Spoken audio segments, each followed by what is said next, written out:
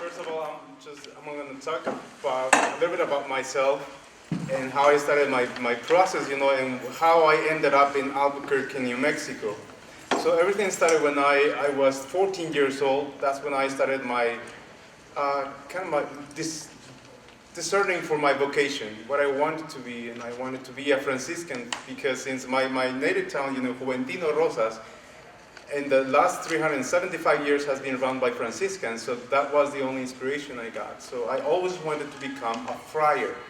So first, as we become a friar and then you want to be ordained as a Catholic priest, you can be ordained, but first of all, we go through a process first. So I was 14 years old, so my first years of formation were in Mexico.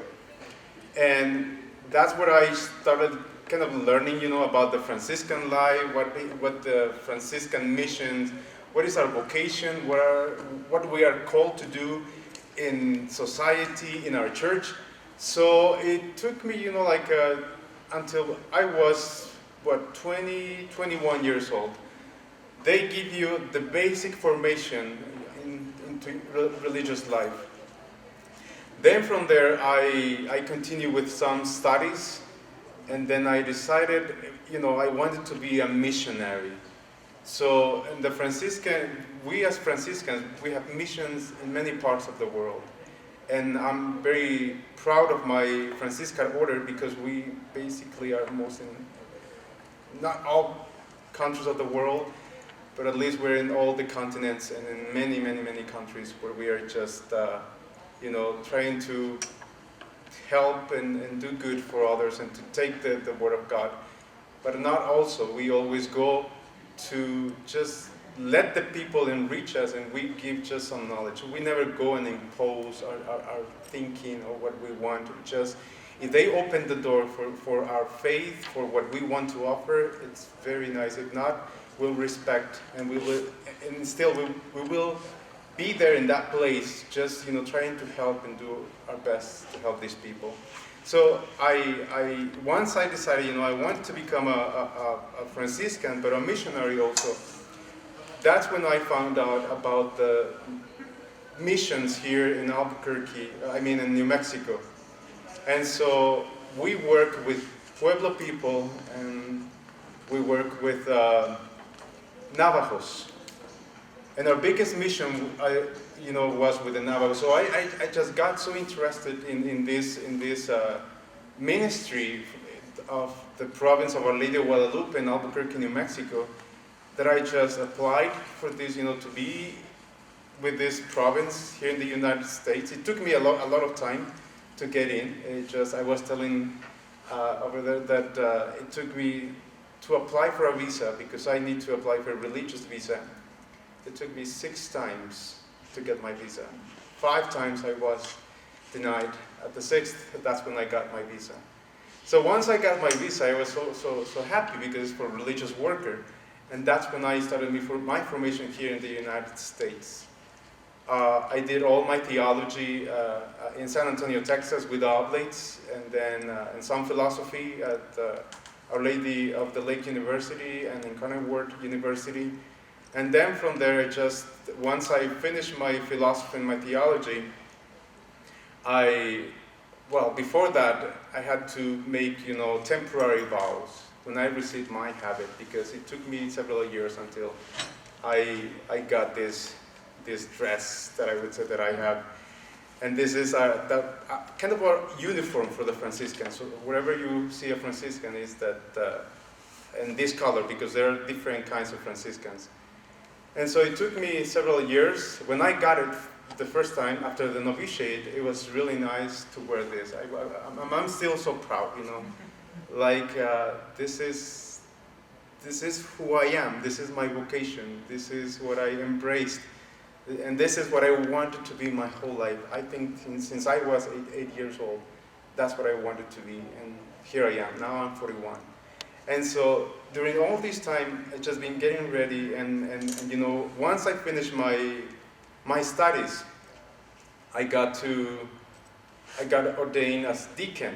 Well, I did my solemn vows first, and then I was ordained deacon, and then ordained into priesthood. In my year of diaconate, which is kind of it's a part of our lives, a process of our lives, I went to work with Zia Pueblo in Tehachi, and also I worked with Zuni Pueblo and Santa Ana Pueblo, and those were the best, the best time of my life, especially with Zia Pueblo. They were so welcoming, and they really taught me about. I was always, worried about enculturation or interculturation, how to apply it and how to put it into practice in my life as a missionary, because there was a time when we thought that the Spaniards, when they came to the to Mexico, to all America, they came to do this, to impose their religion, to impose their thinking. And when I started, knowing and learning about the history of Pueblo people, then I'll talk to you a little bit about the Navajos, which is very interesting too. Zia Pueblo just took away, took all this negative mentality, and they really taught me what interculturation is about, and how how they've been able to interweave, to put together, what the Spanish left them, and their tradition, and their lives, and all they are. And we as Franciscans, we love creation. And we are one unity. There is nothing separate, It's just we're always connected. And so we see God in the whole of creation. So that's the incarnation of God in this world. And so when we went there, we started with the Pueblo people, kind of not imposing, telling them what to do, but I just propose what we were, bringing from Europe. I mean, the Spaniards. They brought this faith. They brought these options, and now, if you can see, these pueblos, they, especially Zia Pueblo, they still have their own beliefs, and they are in control of religion, I would say, because I, as a priest, cannot go there and tell them, today we are going to have Mass. No, they're, okay, whenever you say, whatever you're going to say, that's what's going to be done. So, Father, today we don't want Mass because we have one of our ceremonies. Okay, that's fine. So next Sunday, please come and celebrate Mass. But they just, the way they live their faith, it was just amazing. Once I remember, I was there with them celebrating a funeral. It was the most amazing thing. And Zia Pueblo is very interesting because women sit on one side and men sit on the other side. So women sit on the floor and men sit on chairs or whatever they bring from their house. And all the churches, is pretty similar, just adobe, and the floor is going to be as well adobe, but compact.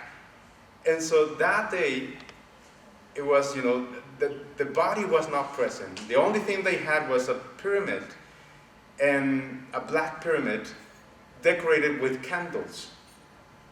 And the body, at that time, the funeral, it was like a week ago, and the body was already was buried already.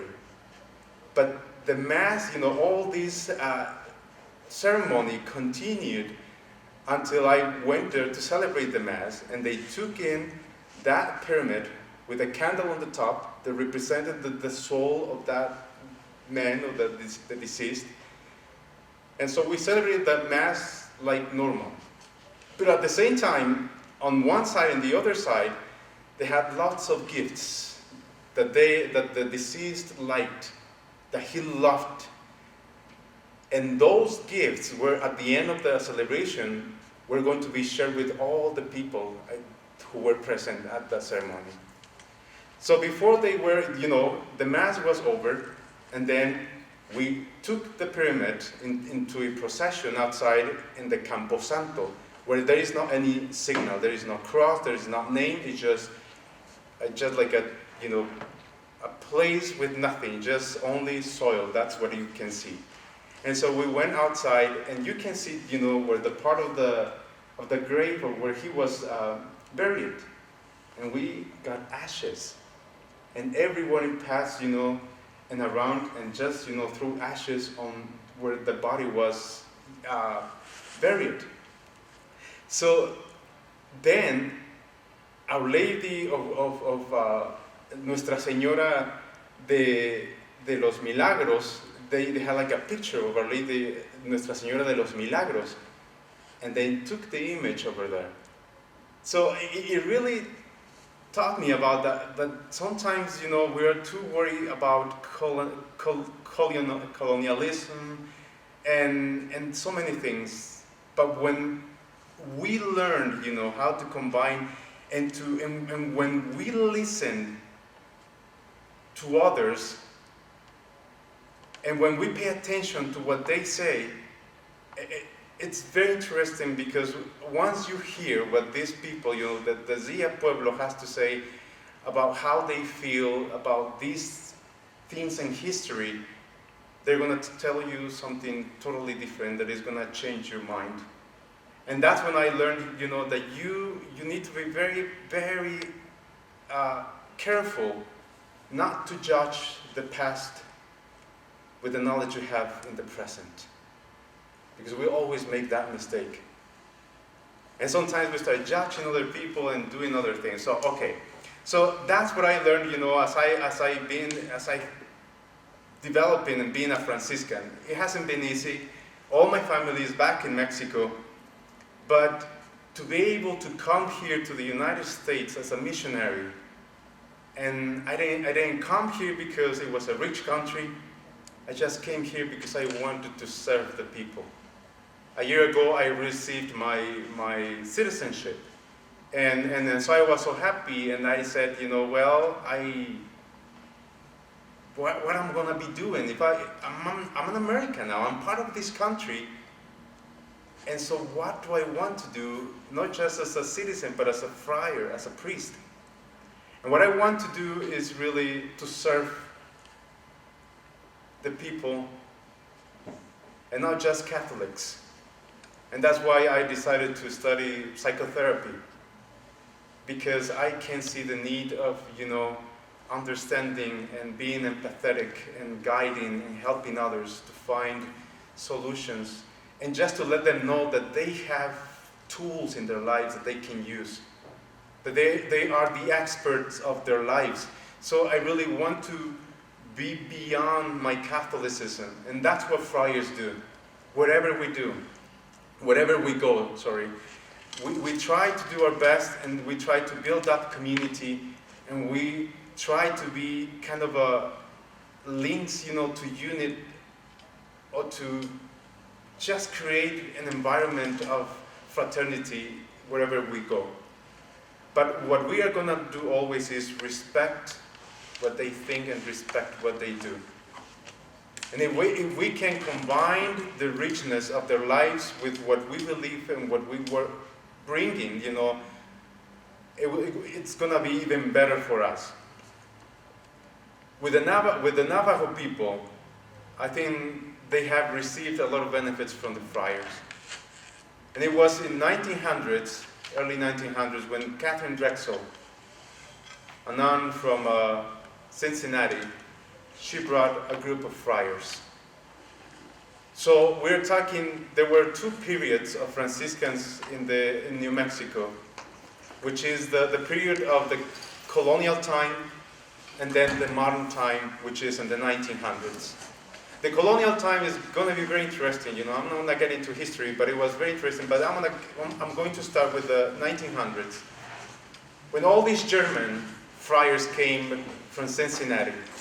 At that time, Germans were not well seen, or were not accepted by the Americans, let's say, because they were new, and they were Catholics, and so just, you can imagine, it was hard, and even, there was discrimination of the Germans. Anyway, so these sister, this nun, invited all these Germans, this group of Germans, and they said, well, this is a beautiful place. So she just painted, a beautiful portrait of what that area, and where the Navajos live. The Navajo reservation is not the most beautiful and I mean, green place. It's kind of isolated from everything.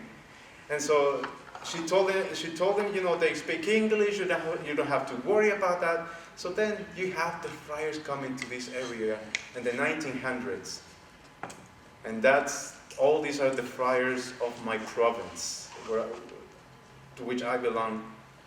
And so they saw the big need of the Navajos. And then one of our friars, he started creating the alphabet of the Navajos. They didn't have a written language. So then when they start, creating all these language and these symbols to represent the Navajo, it was the amazing thing, because Navajo is very difficult. It is like they use this part of the throat and also with this part of the tongue, but it is not a phonetic language. That's why in the World War II they had the Navajo, the code talkers, because Navajo was so difficult that the Japanese were not going to be able to develop or discover the symbols of the word going. Anyway, so thanks to these friars, thanks to the Franciscans, Navajos started living a different life. They were acquiring and getting the faith if they wanted, never imposed. And that's when we started growing up there. So many Franciscans came over again and started working among the Franciscans, among the Navajos. Once they become, a big number, they decided to get, to split from the mother province, which was St. John the Baptist province in that area. And then Our Lady of Guadalupe is born. And when Our Lady of Guadalupe is born in 1985, is when we started working more seriously with the Navajos and Pueblo people. When I came, I just came with that mentality to serve the Navajos, to serve the Pueblo people, and to do and to give my best. As you can see, I'm not an expert in history. I'm not, as I said before, I'm just a friar, but a friar who wants to make a difference. I'm a Mexican, but a Mexican who came to just get enriched by the culture of the United States and let my culture enrich this country of the United States. And this is my purpose of being here. I'm just coming from Albuquerque, driving here 3.5 hours, and I said, well, what am I going to be telling them? What am I going to be saying? I prepared a whole thing of history and PowerPoint, and I said, but it's too kind of a class. And so really, one of the friars said, wherever you go, and one of the things that really when you're going to get the attention of others, when you speak from your heart. And with my English, imperfect English, I'm trying to speak from the language of my heart. And that's what we try always to respect. When we go with the Navajos, when we go with the Pueblo people, they have their language. And we have to respect that because they have, and all of us have the language that our mother once spoke, when she sang songs. And that's the language you always keep, because that's the language with the one you get in touch with God. And that's what we have learned with the Navajos and the Pueblo people. That when you respect that, when you start, and when we try to preserve the language by, writing it and developing vocabulary and alphabet, is it when you start worrying, we were worried about, keeping that language, keeping the roots of who they are and what they do. And so now that I am here in this area of New Mexico, I always enjoy and let the Navajos or let the Pueblo people enrich my life. Because they have so much to teach me about spirituality, about tradition, about things that I just never imagined to experience or live in my life. But sometimes we need to open our ears. We need to listen so that we can have a conversation. Because if we don't listen to others, it's just going to be really hard to establish communication and to understand each other. And I think that's the key for any society. Respect, empathy, but overall, that always you respect, that you always work with what they have. You're not going to give them new things because they have already wisdom. They have already, knowledge of nature, knowledge of herbs. They are wise, they're intelligent. What else can we give them? And it is in any culture wherever we go. And so I hope that this short, talk, I don't know how is You're doing okay. our time, Yeah. but, and so that's what I want to do. Right now I'm working with Native Americans, I'm working with Mexicans, I'm working with refugees, I'm working with New Mexican and Americans, and it has been a very interesting experience in my life. So, and it has also, taught me that I need to be more open about many things, faiths, other religions, and customs and traditions. And so all this knowledge and all this experience being here in the last 13 years in the United States, I have learned so much. And I've been enriched in my life and also learning about the cultures around here, the different worlds, and also that I have a lot of things to give, but also I can receive a lot of things from other people. So I think that's all what I can say. Can you explain your habit and the process, and a little bit maybe of Saint Francis of Assisi? So this is my habit, and these 3 cords, nuts, represents 3 vows that we make: chastity, poverty, and obedience. And so before I become a priest, I must be a Franciscan. If I want to be a Franciscan, I need to be a friar. And these vows are the most important thing, because that's when I decide when and why I want to follow Jesus Christ, and why I want to consecrate my life to Jesus Christ. For this, I had to wait 7 years until I say yes to God.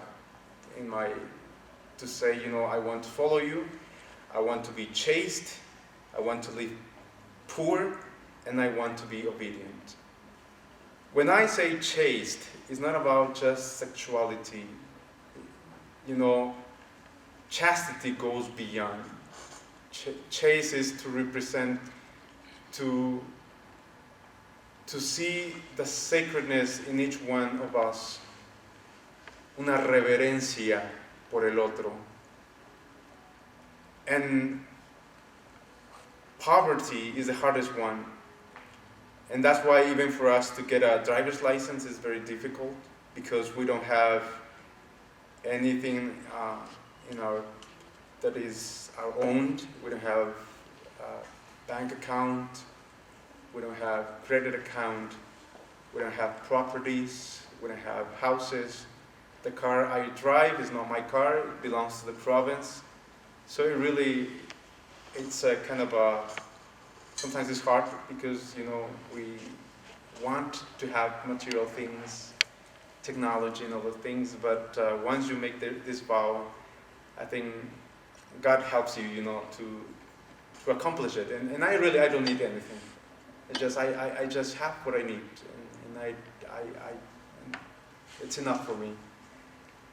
Obedience is the hardest one, because they move us every 3 years from one place to another, and that's hard, to say yes to whatever they want to send you to somewhere, and to say yes, or when you have to do things or assignments, and many times you cannot say no because you make this vow of obedience. But I love this combination. So this habit, as I said, it took me 7 years. But I love it so much because it makes me who I am. And wherever I go, I wear it because it's also a sign of educating other people that I'm not a bad person, that I'm a friar, that I'm a Catholic priest, and that I'm here to help, I'm here to give the best of who I am. And the hood, we don't use it anymore, but in the past, this was developed because they walked in the desert, in the wilderness. So they really needed this to cover from the bad weather, but we don't use it anymore.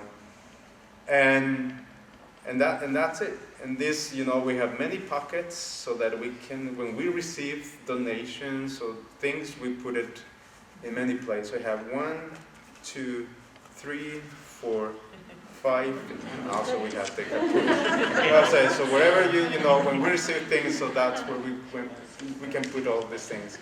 And my habit, I wear it most of the time when I am, doing my ministry.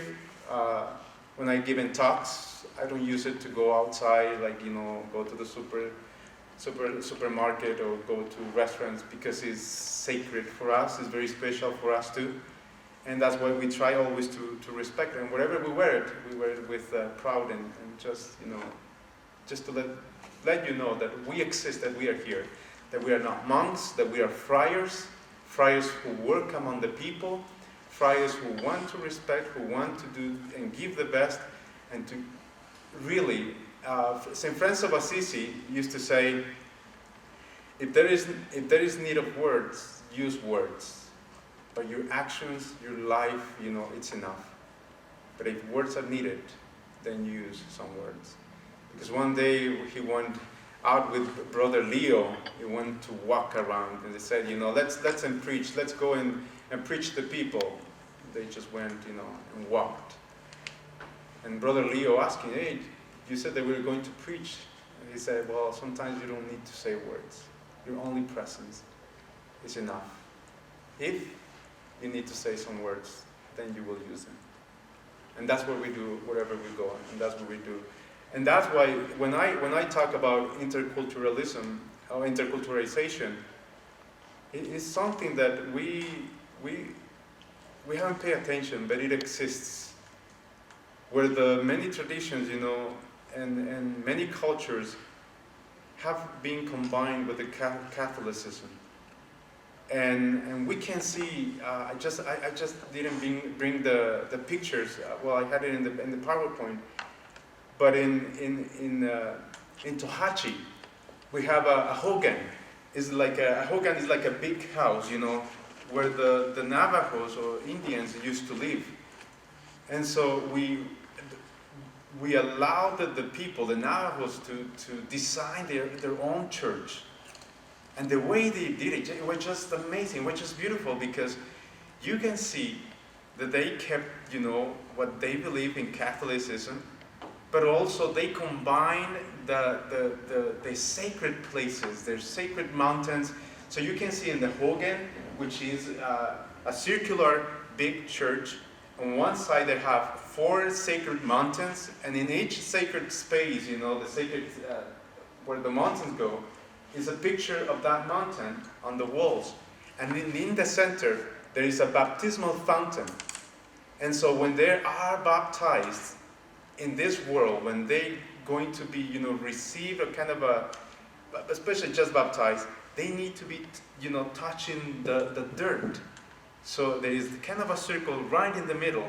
When you are baptized, at the same time you are in connection with creation. We are in connection with God and earth.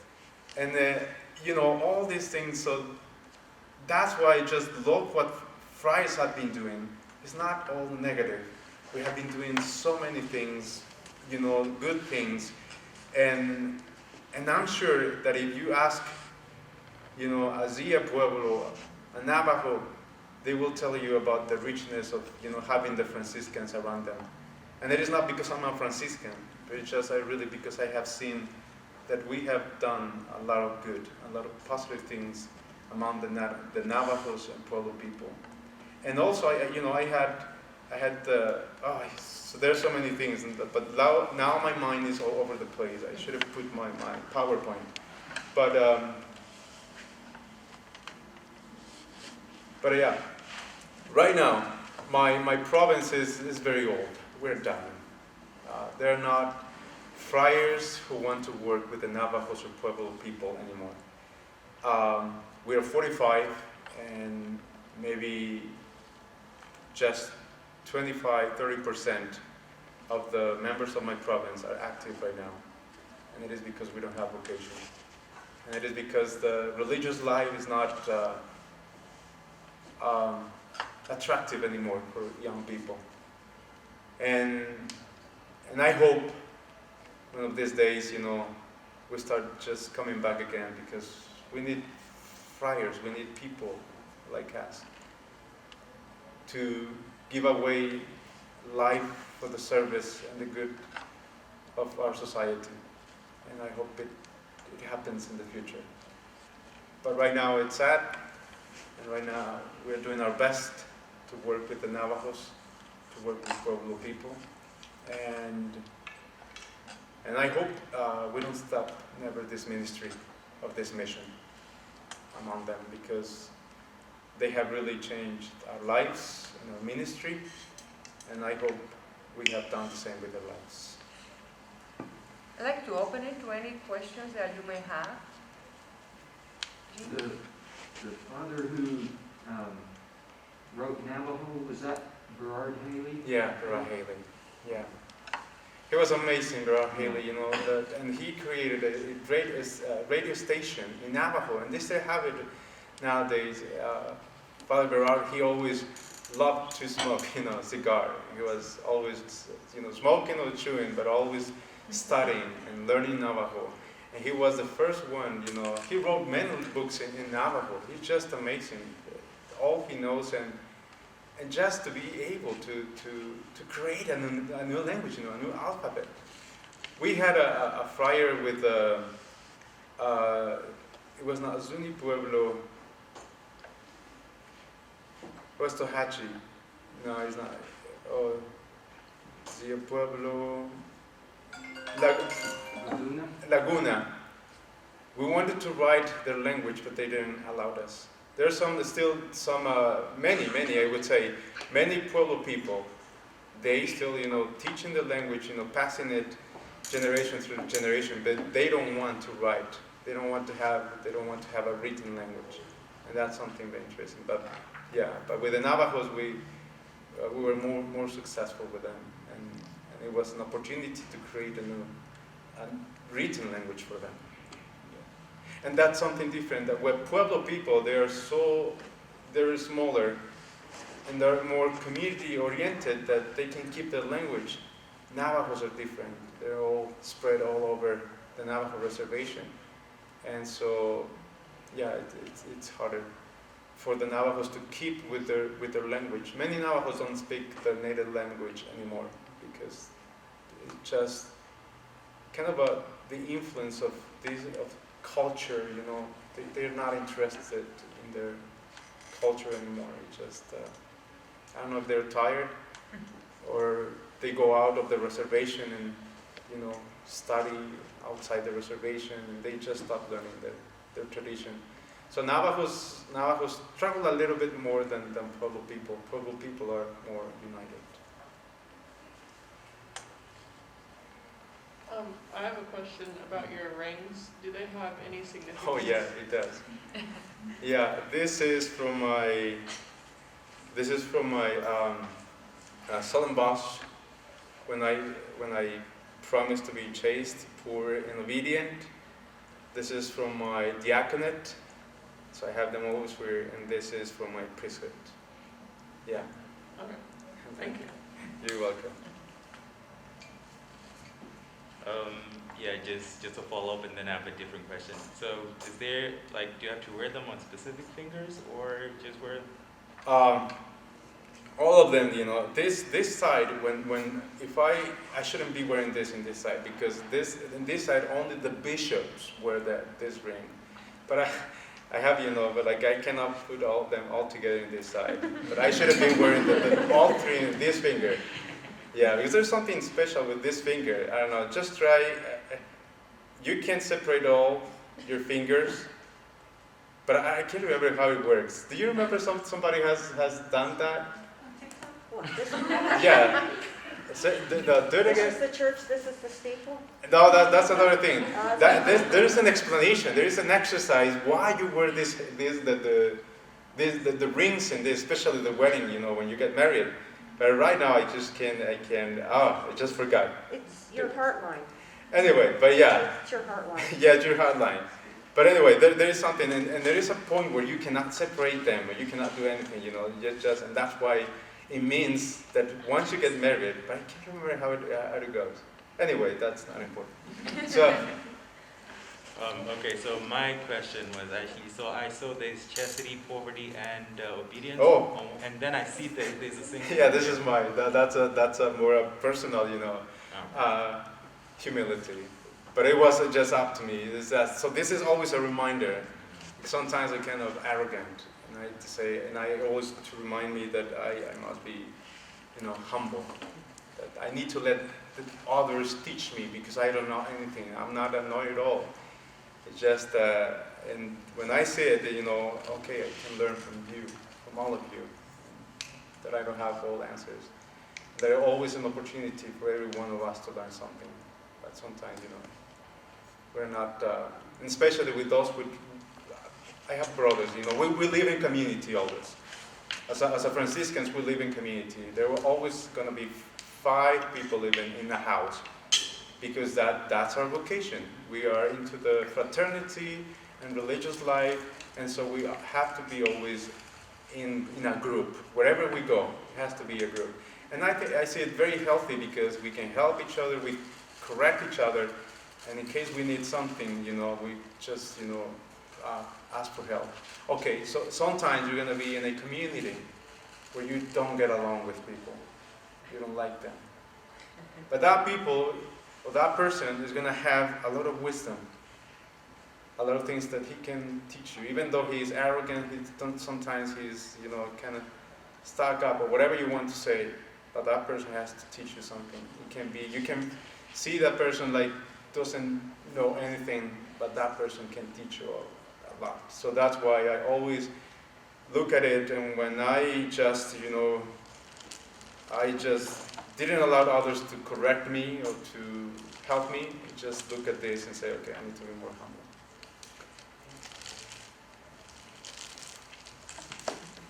I have another question. Go ahead. So, you mentioned the driver's license. So how do you get a driver's license? Oh, that's the hardest thing. Yeah. Lots of letters. So we got a letter from the Archdiocese, and then we get a letter from our provincial, and then we get a letter from a different group, from the offices of our province. And then you are allowed to get at least a credit card, but you never use it. So in that way, when you get the statement, you get it to the address where you are living at, and that's the only way we can have it. Yeah. So, but it is always hard, and in New Mexico, it's even harder. I don't know why, but it's hard. Yes. Thank you. The Franciscan friars is considered an order. Yeah, we're in order. Can you talk a little bit about the history? Sure. We were founded by Francis of Assisi, and it was 1300s, 1200s. That's when we started. Not specifically, but that's when we started growing as an order. When it was in 1281, that's when we created a how do you call it? Una regla, the rule. And we created the first rule, because before there were just rules for monks. The Augustinians, the Christ in the desert, all these just, Benedictines. But when St. Francis of Assisi, he had a totally different mentality. Monks in the past used to be just in convents, and they were there their whole life. They never went out. So St. Francis of Assisi was always searching for something new. He wanted to be an itinerant brother who was taking the word of God wherever he go. And in our rule, we have a statement of being missionaries and what it means to be missionaries. And that's what makes us very special, because we are the first rule that has a statement for missionaries and what should be doing, wherever we go to do mission. And one of the things, since then is that we as Franciscans, when we go out and do mission, we must respect the traditions and use what the people have in their lives and their cultures and their whatever they're doing, and see and learn about their spirituality, so we can see what is compatible with the Catholic faith, and from there start giving you ideas or just proposals. Okay, so once we had the rule, which was the hardest thing because it has to be approved by the Pope, then it is when we start just working all over the world. We have Santa Maria in Assisi, where the Porciuncula is. It's the little house inside of a big church, which is just like 30 minutes, down the hill of Assisi in Italy. There is where everything started. When St. Francis of Assisi received, we have a San Damiano crucifix, and this San Damiano crucifix call or talk to St. Francis in one way or another. That's the story we had. And the crucifix said to St. Francis, go and repair my church, because it's, kind of falling apart. And then is when St. Francis received that call, and then when he started, searching for what was that kind of call. And then once he discovered, he went to see the Pope, and there is a beautiful, I love that movie, Brother, Sun, Sister Moon. It's a really nice one, because you see that Pope Honorius, when St. Francis, because Pope Honorius, he had a dream where he saw a man kind of holding, a church from, just not to fall apart or to be destroyed. So that man is holding and trying to keep it up. And so when he saw that dream and remembered that dream, that time the Pope, he took all his ornaments and things and kneel and kiss the feet of St. Francis of Assisi. From there, that's when we started all our mission. And then Francis sent friars 2 by 2. So wherever we go, you're rarely going to see one friar living. So since then, we started spreading all over the world. And when Hernán Cortés came to this world, to this continent, that's when we came to America. And since then, we've just been all over the world. And that's why right now you can find Franciscans in China, Japan, and countries that just you would never imagine. And so we are everywhere. And thank you, because St. Francis, because his spirituality, and because he wanted to be itinerant, not just cloistered, but he wanted to be everywhere, and wherever he went, to live in fraternity and community, and to live the gospel. But incarnation is the most important thing for us, because incarnation is about creation. Incarnation is about unity. Incarnation is about wholeness. Incarnation is about, something where we all are united, kind of a constructivism. You want to see it that way, but it's very interesting. I can kind of give you... Thank you. What's the relation of St. Francis of Assisi and animals? And who? Animals. Animals, okay. Because St. Francis of Assisi, everything was brother or sister. Everything, where you go. And animals were very important because God is, without getting lost in a pantheism, God is in the animals. God is present there, and you can see the glory of God and the grace of God. And how many times we haven't seen, when we feel down, and that's why, St. Thomas of Aquinas used to talk about primary cause and secondary cause, about how God gets connected with us. And how, primary cause used to be in the Old Testament, dreams, angels. But there was a time when God stopped that kind of connection with people.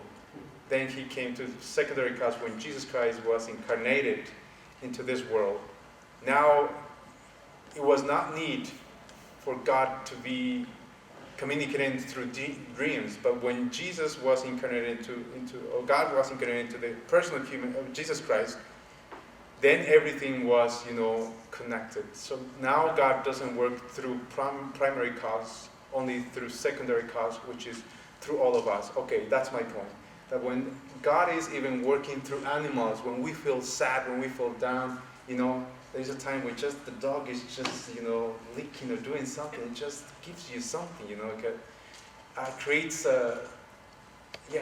something special. These chemicals in our brain that makes us feel good and feel positive.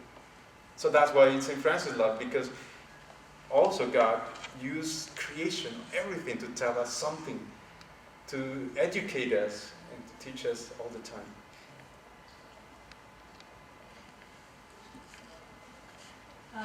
Thank you.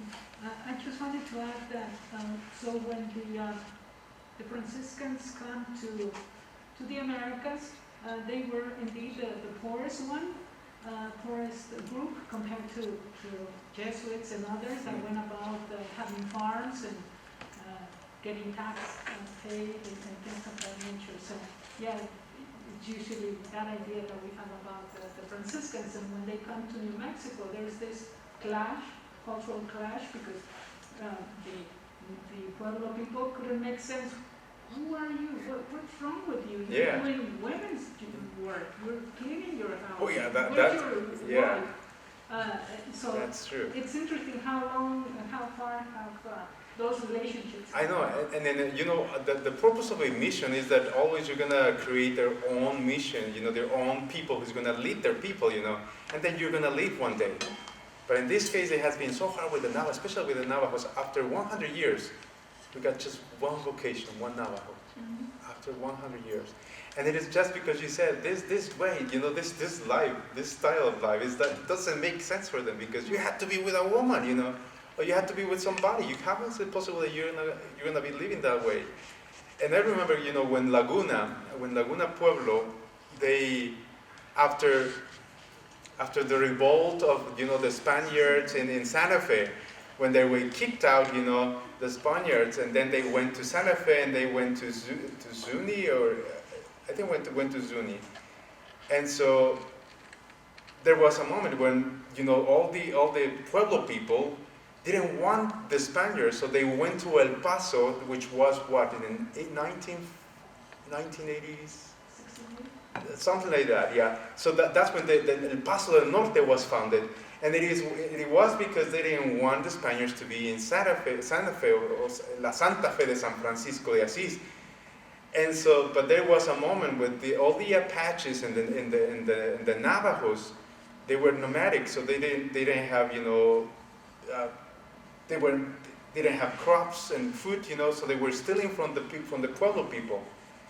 And that's when they had to get together and ask the Spaniards to come back with the guns to fight the Apaches and the Pueblo and the Navajos, because they were up to here.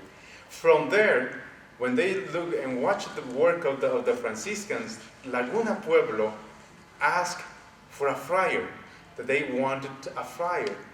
And so in one of the priests in Santo Domingo, he told them, if you want a friar, show us that what are you going to be doing? And then the priest in Santo Domingo said, I can't remember the name of the priest in Santo Domingo, they built up a church. And that's when they built up a church. And there was, Laguna Pueblo had the first church even, before a priest was there. And that was very interesting, the way that they saw something on us and the Franciscans that anyway attracted them. And that's why I can see and I can say the Pueblo people, religion was not imposed. They embraced what the Spaniards, the friars at that time brought to them. And I can, without a doubt, I can say that they are proud to be Catholics and to have their faith at the same time, together with their tradition and who they are and what they do. And Franciscans have been very respectful of that.